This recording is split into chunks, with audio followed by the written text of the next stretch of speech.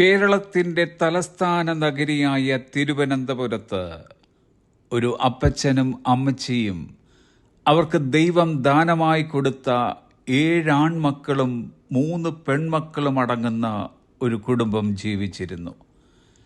വളരെ ബുദ്ധിമുട്ടുകളുടെയും പ്രയാസങ്ങളുടെയും നടുവിൽ അവർ ജീവിച്ചിരുന്നുവെങ്കിലും ആ 10 മക്കളെയും ആത്മീയ ദർശനങ്ങളോടെ വളർത്തിക്കൊണ്ടുവരുവാൻ നിർണായകമായ ഒരു പങ്ക് അമ്മച്ചി വഹിച്ചിരുന്നു.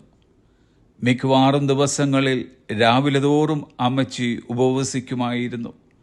വീട്ടിലുള്ള എല്ലാവർക്കും പ്രഭാത ഭക്ഷണം നൽകിയ ശേഷം ഉച്ചക്കത്തേക്കുള്ള അരി അടുപ്പിലിട്ടിട്ട് ഓടി വന്ന് മുറിക്കുള്ളിൽ കയറി പായ് നിലത്ത് വിരിച്ചതിലിരുന്ന് 10 മക്കൾക്ക് വേണ്ടി കരഞ്ഞ് നിലവിളിച്ച് പ്രാർത്ഥിക്കുമായിരുന്നു.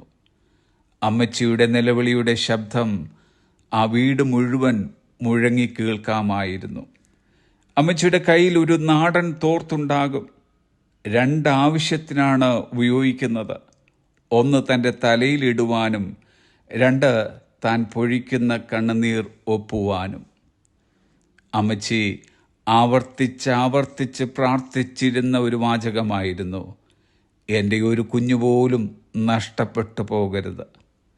കരുണാസമ്പന്നനായ ദൈവം, ഹൃദയം നുറുങ്ങിയുള്ള പ്രാർത്ഥനയെ മറികടന്നു പോകാത്ത ദൈവം ആ കുടുംബത്തിലെ 10 മക്കളെയും മരുമക്കളെയും അവരുടെ തലമുറകളെയും അനുഗ്രഹിച്ചു. അങ്ങനെ അപ്പച്ചൻ്റെയും അമ്മച്ചിയുടെയും മക്കളും മരുമക്കളും പിന്നെ കൊച്ചുമക്കളും അടങ്ങുന്ന ആ കുടുംബത്തിൽ ഇന്ന് 20-ലധികം പേർ കർത്താവിൻ്റെ മഹത്വമുള്ള ശുശ്രൂഷയിൽ ലോകത്തിൻ്റെ വിവിധ ഭാഗങ്ങളിലായിരിക്കുന്നു. ഈ അപ്പച്ചൻ്റെയും അമ്മച്ചിയുടെയും 10 മക്കളിൽ 10ാമനായി ജനിക്കുവാൻ ഈ എളിയവനും ദൈവം ഭാഗ്യം തന്നു. A mother's prayer for her children is powerful and it can move mountains. മക്കൾക്ക് വേണ്ടിയുള്ള ഒരമ്മയുടെ പ്രാർത്ഥന ശക്തമാണ്, അതിന് മലകളെ ചലിപ്പിക്കാനാകും. Mothers are praying warriors. അമ്മമാർ പ്രാർത്ഥിക്കുന്ന പോരാളികളാണ്. അവർക്കറിയാം ദൈവത്തിന് കൈകാര്യം ചെയ്യാൻ കഴിയാത്ത ഒരു പ്രശ്നമോ സാഹചര്യമോ ഇല്ലെന്ന്. അതുകൊണ്ട് അമ്മമാരെ, നിങ്ങൾ നിങ്ങളുടെ മക്കൾക്കായി കരഞ്ഞു പ്രാർത്ഥിക്കുന്നത് തുടരുക.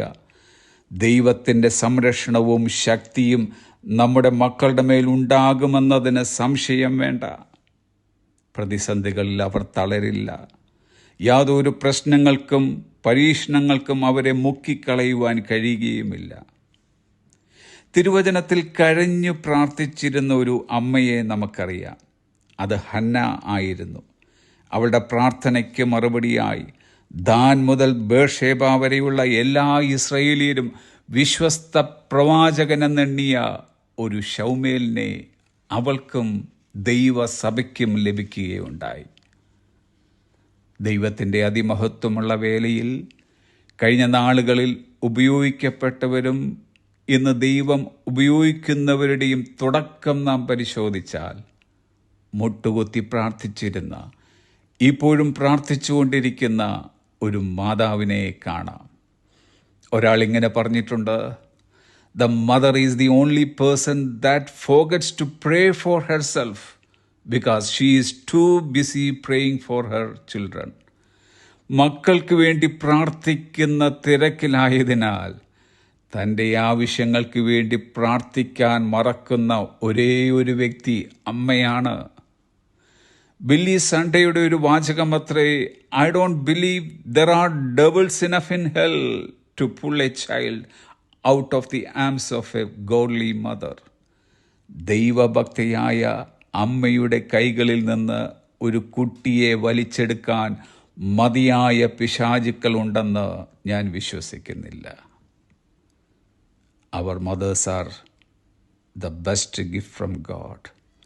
നമ്മുടെ അമ്മമാർ ദൈവത്തിൽ നിന്നുള്ള ഏറ്റവും നല്ല സമ്മാനമാണ്. Have a blessed day.